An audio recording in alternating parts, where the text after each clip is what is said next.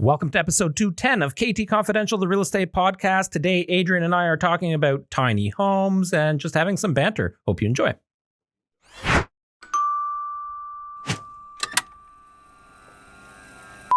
What's up, homie? Literally, he's going to throw me into the thick of it. Yeah. I got a message today from a client, a good client, and his message was... All clients are good. Yeah, no, we talked about this earlier, so I don't know if you have much to say about it, but just something I'm curious about. He said, does Doug Ford's new legislation affect the value of his property? This particular client has a rural property with agricultural zoning, not far from town, kind of on the cusp of getting zoning, but it didn't recently.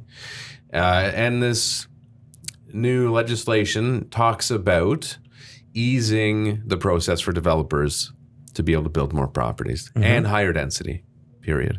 One of the things he has in there, which is interesting, is removing a number of the criteria that the conservation authorities have in determining whether or not they'll approve a development, which is big.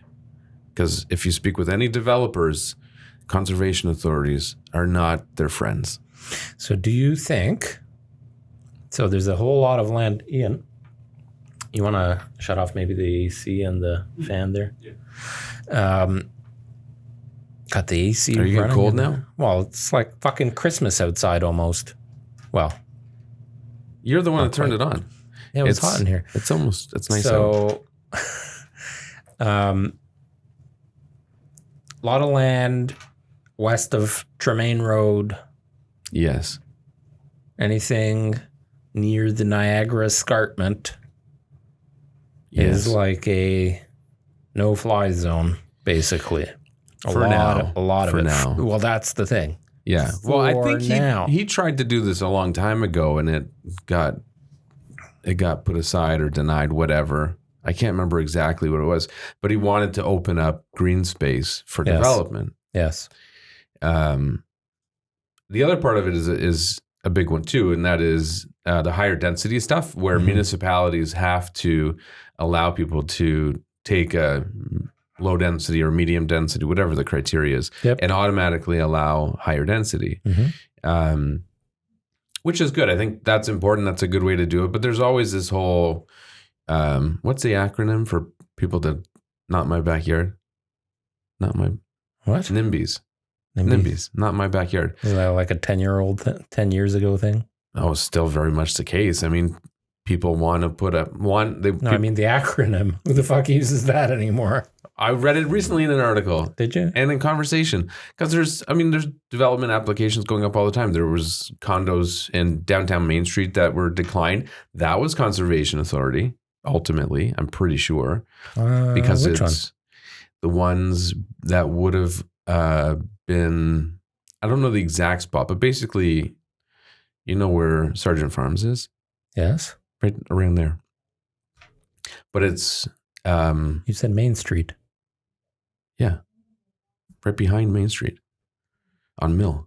Oh, yes. Yeah. There was an application in for a high-rise. Yes. But it ultimately got denied. And I think the main reason was Conservation Authority saying no. Right, that's right. The Mill Pond and... Well, it's also... the Rotary Park and... Yeah, all these old homes. It's also floodplain. No, but it's needed. Right? Not right there. Sure. Why not? Well, they're building... If you go to downtown Oakville, downtown Burlington, there's tall buildings everywhere and everybody loves it. Yeah, all around the lake. Okay, well, that's our pond. The pond is our lake. Oh, God. How is it any different? You go to the downtown core of anywhere and there's high rises. That's where everything is. It's central. It makes sense. You know, you've got the older part of Milton, and that's... Sure, there's the buildings going up on Main and Brawny, where the old TSC used to be. Yeah, exactly. Yeah. Okay, I don't know if you're proving my point or agreeing with me or not. You're just saying should be... the one on Mill Street is a stupid spot. I don't think so. I think it would be great for the local businesses. I mean, that's awesome for Main Street businesses. Imagine the restaurants. I mean, infrastructure needs some work, obviously, to accommodate it. But can you imagine if Mill Street never gets traveled? Can you imagine how it would be traveled if a building like that went up there? I think it would be great for the community. Yeah. Well, you'll be getting some messages from people that live From the NIMBYs? Yeah, from the NIMBYs. I mean, they approved Green Life. That's not that far off. That doesn't bother anybody. That's right on Main Street. Yeah. I don't disagree with having stuff on Main Street. What's the difference if it's one street over? In that case, it's right on the pond and right around all these beautiful old historic homes. Right. Leave it the fuck alone. It's not really. That goes to my point as to why knocking down the TSC building right next to a train station, the train line train tracks. I could care less. Put up an 800-story tower there. I don't care. Okay, what about right behind? Because we were talking about Victoria Street because there's a property there and a very nice property. Comparing it to ours that's coming up on the other side of Main Street, and we were talking about how I much prefer our listing that's coming up on Thomas because it's a better location. Coming up by the time this airs, it's sold. That's true. But I'm talking. It doesn't matter. It's irrelevant. But I feel like that area on the north side of Main Street is more conducive to having buildings like this. Like, what about the old Robertson factory? Would you make that a high rise? Sure. What the hell's along Bronny Street? It's right behind those historic homes you're talking about. But it's right on Bronny Street. It's not tucked right in the middle of. But Mill Street is kind of quiet and exactly in need of something. No, but like it's in need of quiet. No, it's not a nice street. Like if you look, you've got the dry cleaners. The big broken up put parking some nice lot. Low density with live work kind of stuff in it. No, you need more people. That doesn't bring enough people. That's the whole point. Is we need higher density. So if you can get a 20-story high-rise building in there, I would like to see you go to some of these town meetings when they bring in all of these NIMBYs that you. I'll stand up there and converse with them. I want you to. What's that? Yeah, absolutely. Actually, speaking of, I mean, that's a whole nother discussion in municipal elections. That's a big joke. Let's not talk politics. Okay. I don't even know where the discussion. Oh, it was about increasing development, making it easier for developers. Right. Did you know in the last quarter of 2022, the most recent quarter? Yes. Not last quarter. We're in the middle of the last quarter. You know what I mean? Third quarter. You weren't wrong. 100. Oh, in the most recent. In the most recent quarter. Got it. 122,000 immigrants to Canada. Did you know that? No, I didn't. I mean, it doesn't surprise me. 122,000 immigrants. I'm sure a lot of those are from like Ukraine and among other places, but I see a lot of that in discussion. Yeah, these people are going to need a place to live.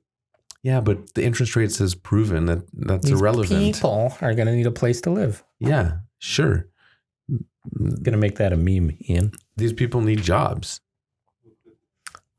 What makes you assume that they don't have jobs? Because Steve Gicchetto got a lead yesterday on our Pattinson lease in Clarkson, and he said, "Hey, I'm from Ukraine. I've got a family of 5. I don't have a job."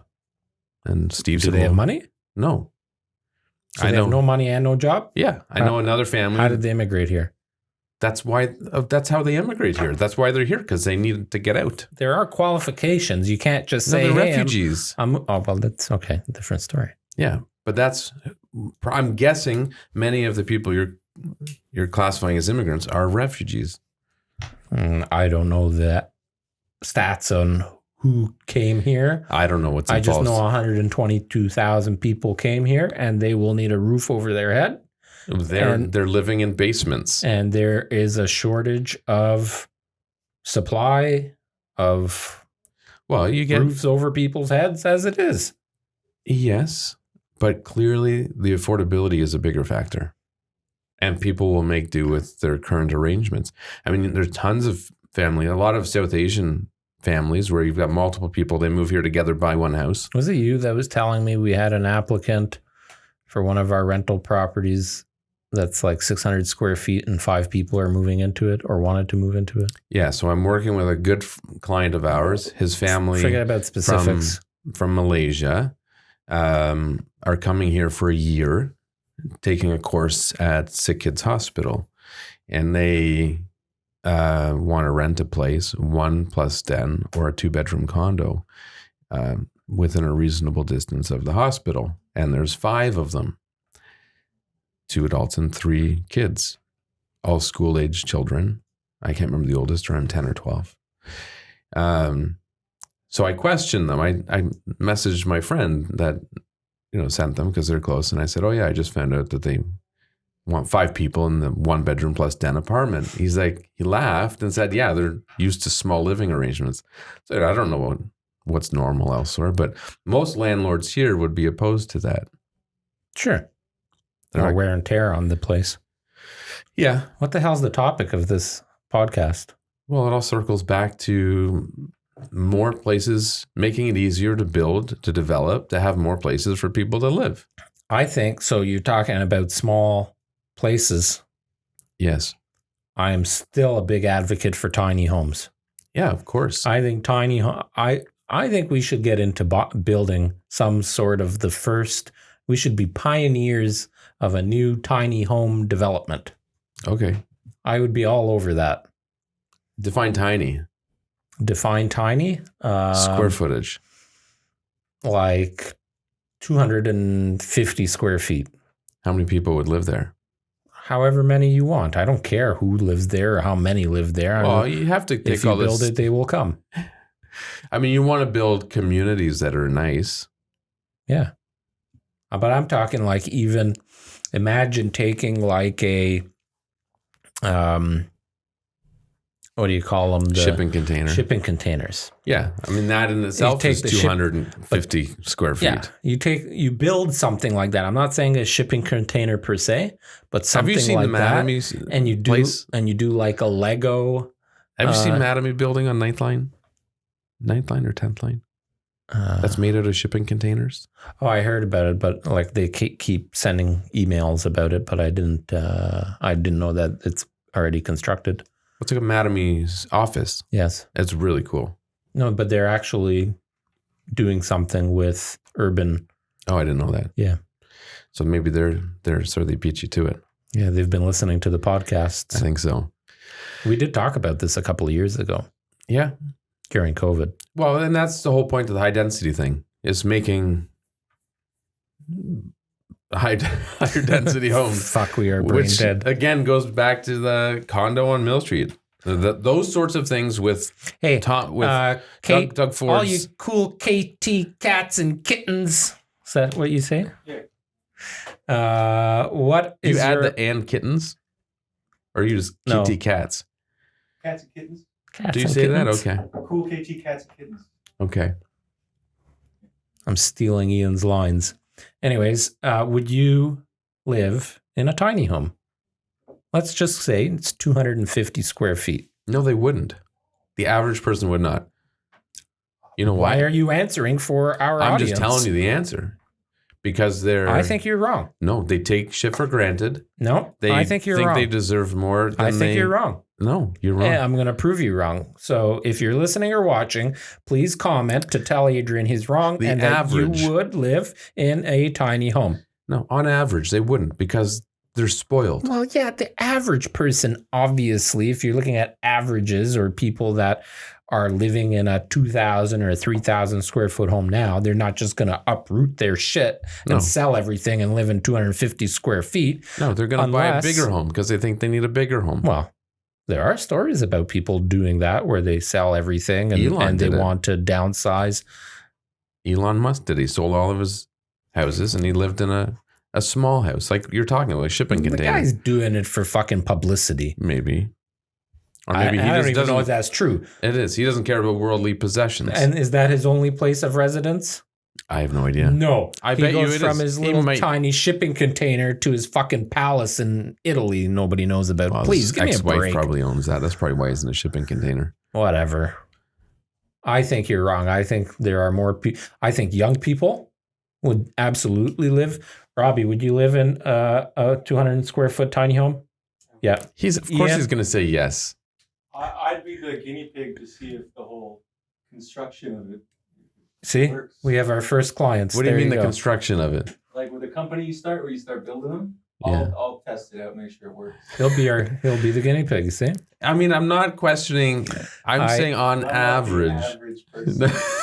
okay, somebody for sure. with kids, maybe they need the 300 square foot yes, you have different models, right?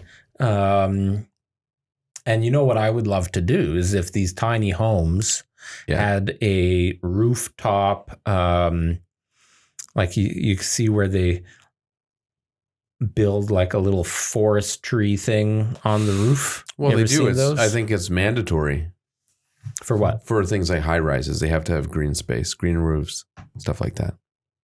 But ones that actually generate, like it's its own ecosystem. Yes. Yeah.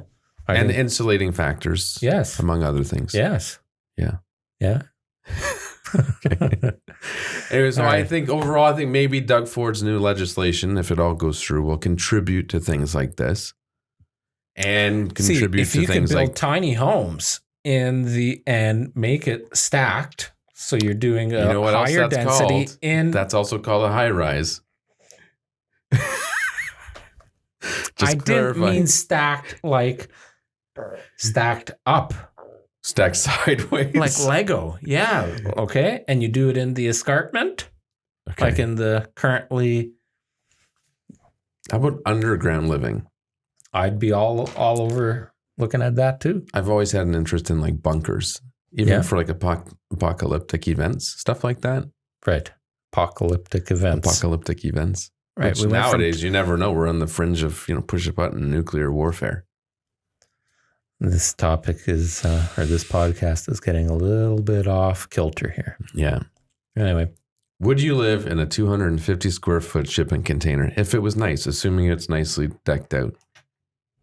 Yeah. And you probably park underneath. That's what I'm picturing. Shipping container, car, stairs. You don't have a car. You don't have a car. No, there's no such thing. You know what would be cool? Is if part of your shipping container Was home a car? was a car. Call the motorhome. All right. And that note, nice talking to you.